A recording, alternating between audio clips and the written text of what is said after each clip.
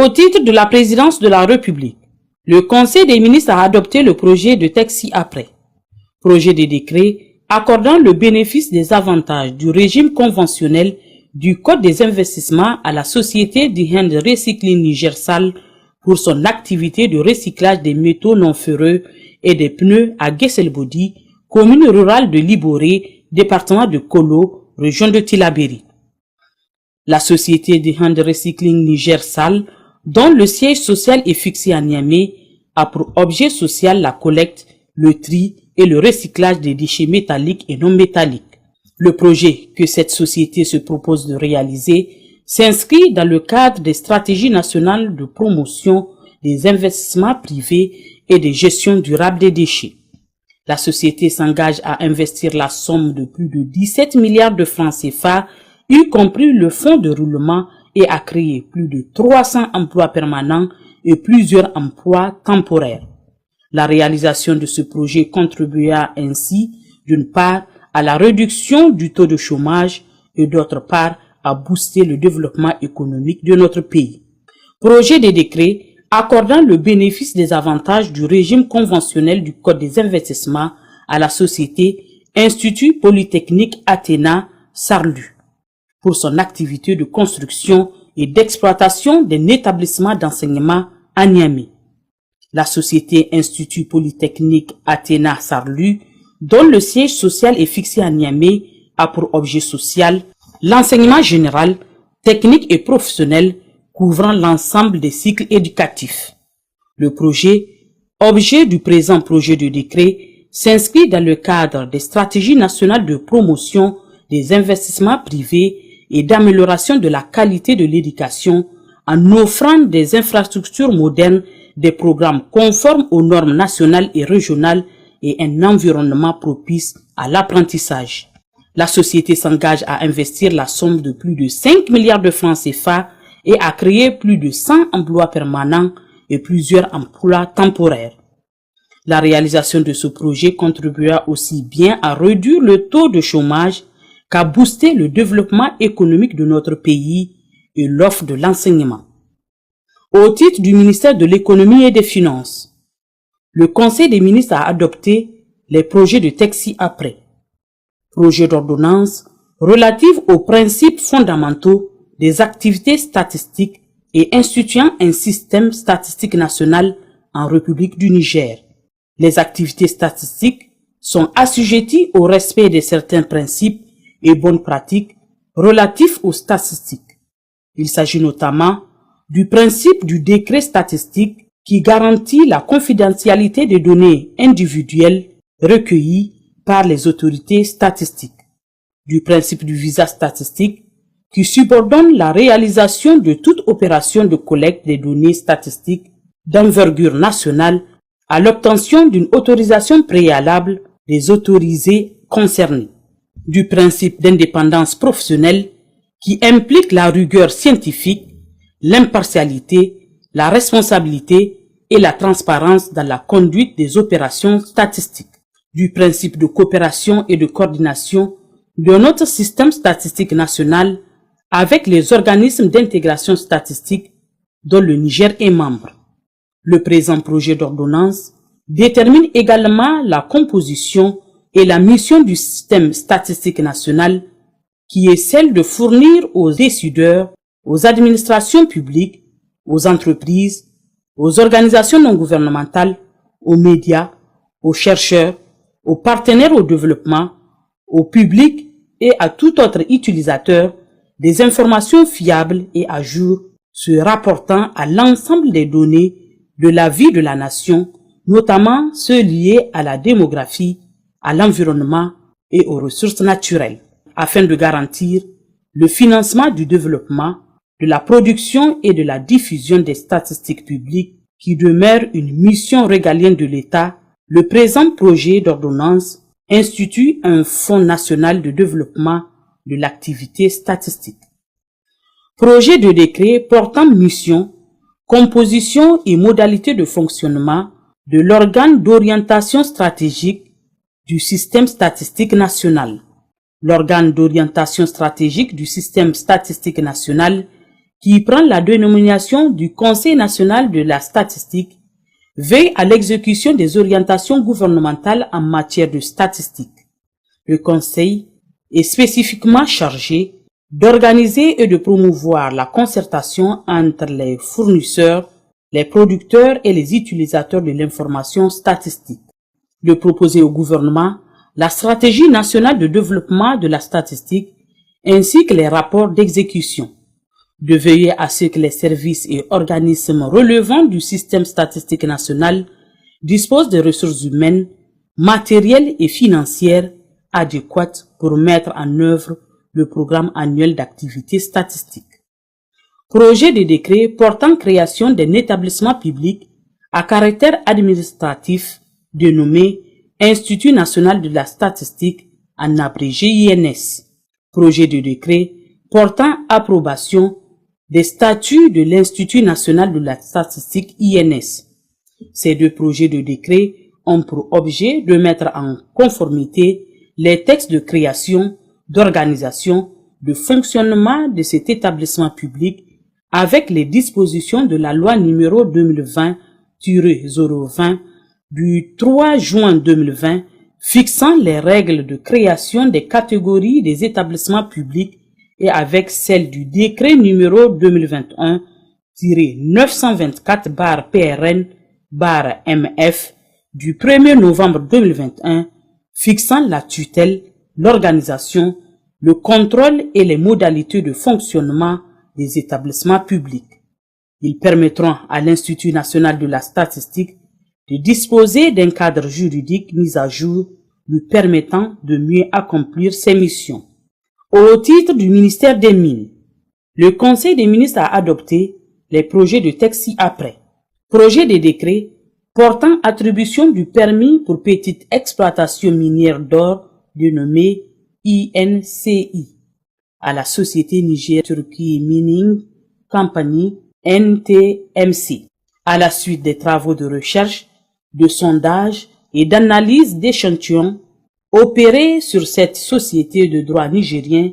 Il a été mis en évidence un gisement d'or dans la quantité récupérable est estimée à 4,8 tonnes d'or métal.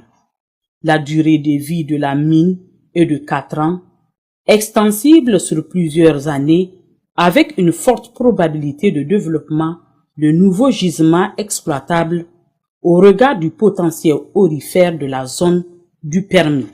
Il est attendu de l'exploitation de cette mine la création de 100 emplois directs au profit des jeunes Nigériens, des retombées économiques estimées à 97 millions de dollars US, provenant majoritairement de la redevance minière, de la redevance superficiaire, de l'impôt sur le bénéfice, des dividendes et des droits d'importation.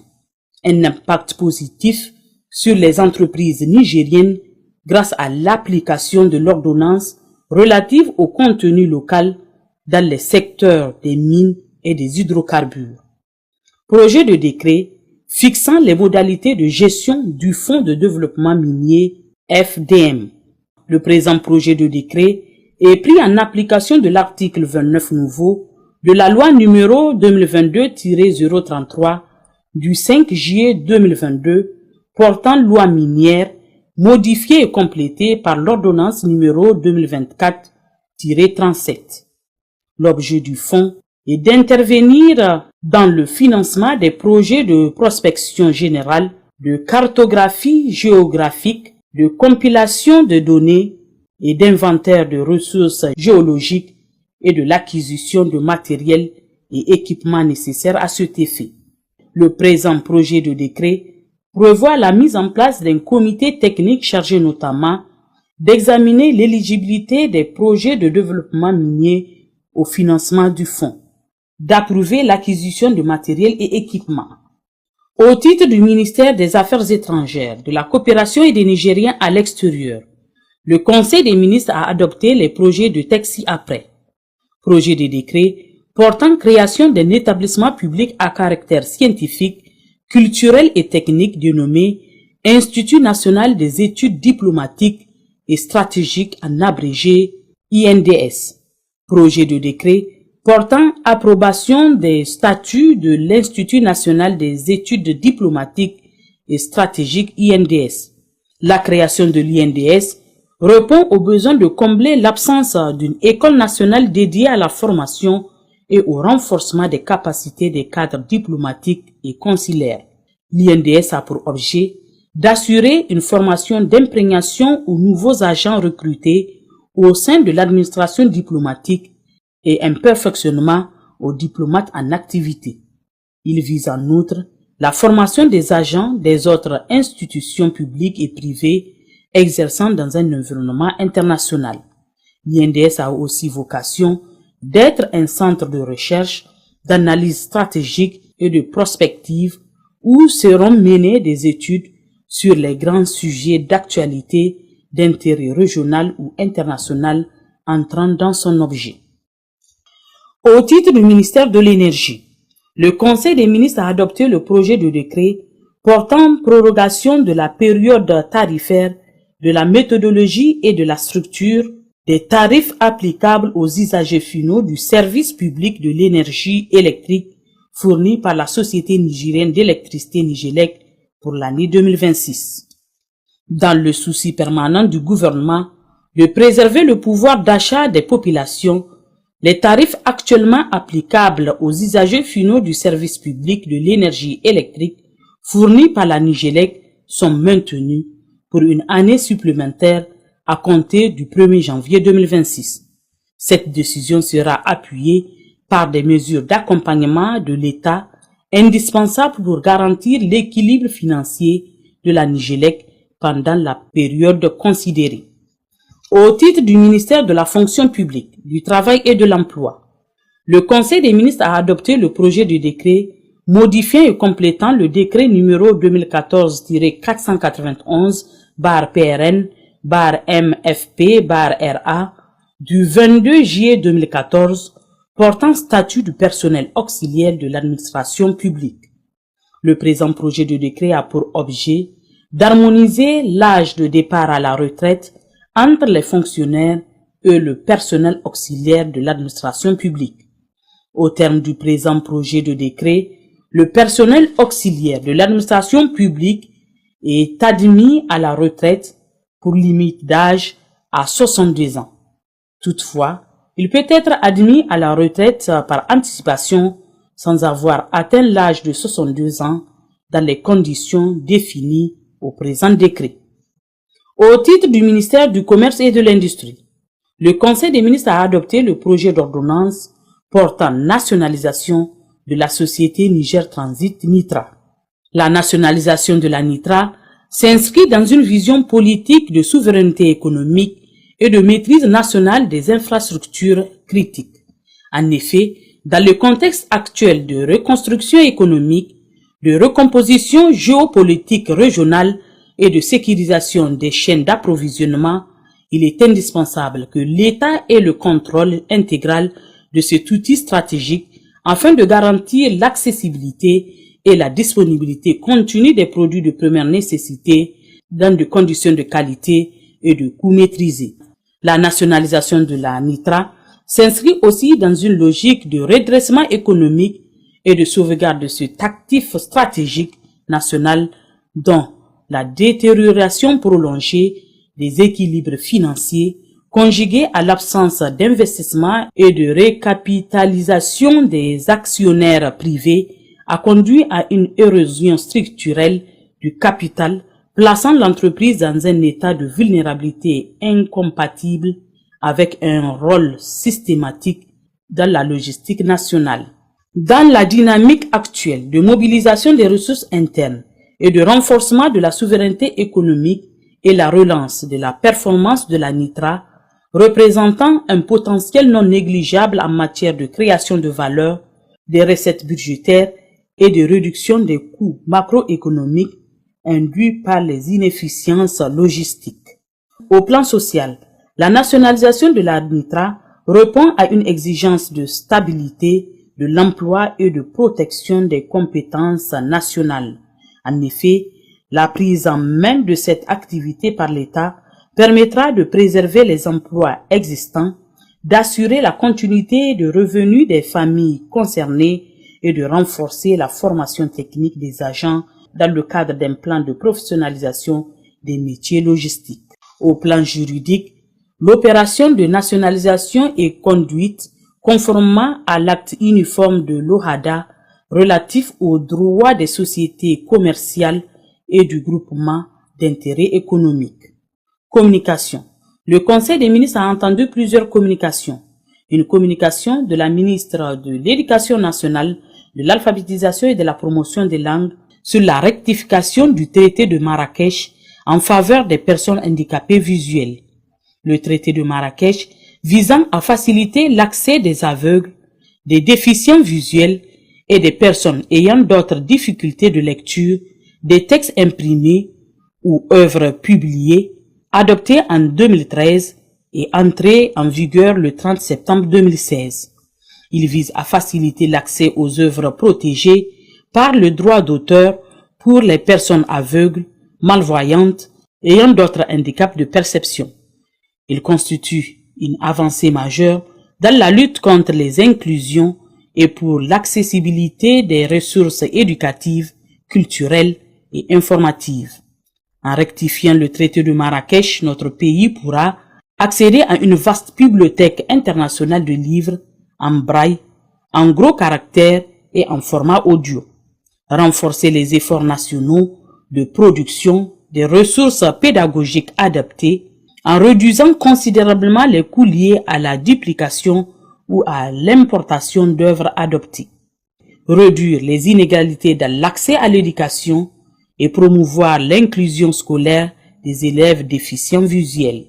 La rectification de ce traité sonne comme un engagement fort en faveur de l'inclusion et de l'égalité des droits pour tous les citoyens nigériens.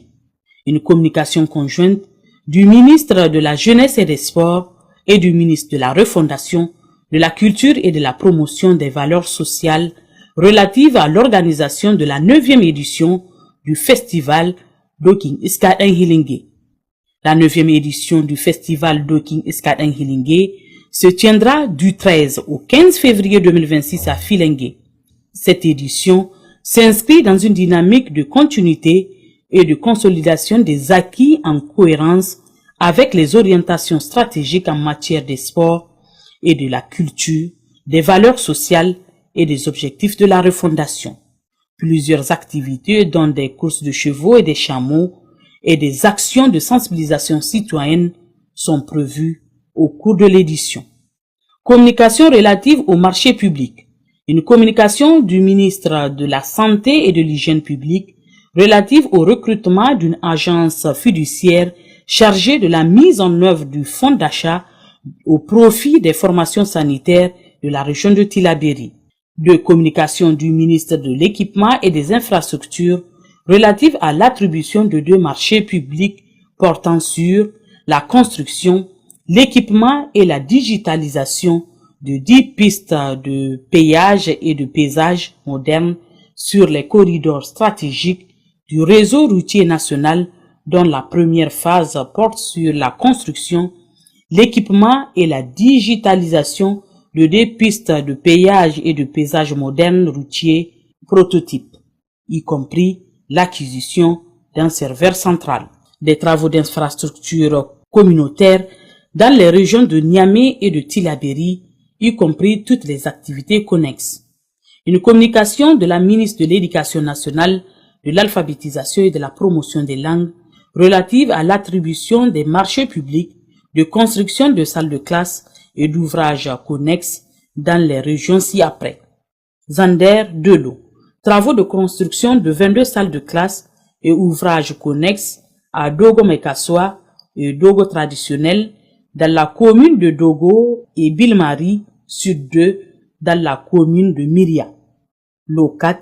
Travaux de construction de 31 salles de classe et ouvrages connexes à Birni Est 5, Garimakahi et Marka Maïdouma, commune de Zander 1 et Tirmini Centre 2.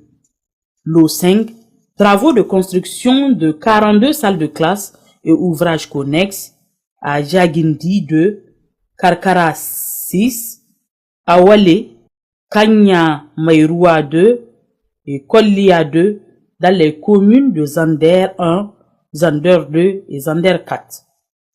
Niamey, lot 1, travaux de construction de 31 salles de classe et ouvrages connexes à Koubiakaina 1, 2, 3, Tonne du Kwarai 1, Kwarategi FA 4 et Lazare Nord Fesso 3 dans l'arrondissement communal 2. Lot 2, travaux de construction de 28 salles de classe et ouvrages connexes à Aéroport 1, Balare 11, Kafakwara et Salou Jubo 2 dans l'arrondissement communal 4. Lot 3, travaux de construction de 34 salles de classe et ouvrages connexes à Kobontafa FA, Tondikwarei 1, Bassora 1, Bassora 2, Route Filengue 12 et RF 15 dans l'arrondissement communal 4. Lot 4, travaux de construction de 31 salles de classe et ouvrages connexes à Sagogourou 5, Medresa Sagofondo, Kourtere 1 et Oura Bangay dans les arrondissements communaux 4 et 5. Maradi, lot 2, travaux de construction de 28 salles de classe et ouvrages connexes à l'école Chadakori quartier et à l'école Garin Kasso dans la commune de Chadakori. Acquisition de 2 véhicules pick-up dans le cadre de l'exécution du fonds additionnel du projet Niger-Lire. Une communication de la ministre de l'Énergie relative à l'attribution des marchés publics en 2 lots portant sur la conception, la fourniture, l'installation et la maintenance de systèmes solaires photovoltaïques sur l'électrification de 164 CSI dans les régions d'Agadez, de Difa, de Dosso, de Maradi, de Tawa, de Tilaberi et de Zander dans le cadre de la mise en œuvre de la composante 3 du projet Husky. Ces communications relatives au marché public sont faites à titre d'information conformément aux dispositions de l'article numéro 018/PM/ARCOP du 18 janvier 2023 fixant les seuils dans le cadre de la passation des marchés publics qui dispose à son article 13 alinéa 1er que tout achat public dont le montant est égal ou supérieur à 300 millions de francs CFA hors taxe sur la valeur ajoutée doit faire l'objet d'une communication préalable en Conseil de ministres de la part du ministre en charge du secteur concerné. L'ordre du jour étant épuisé, le président de la République, chef de l'État, a levé la séance.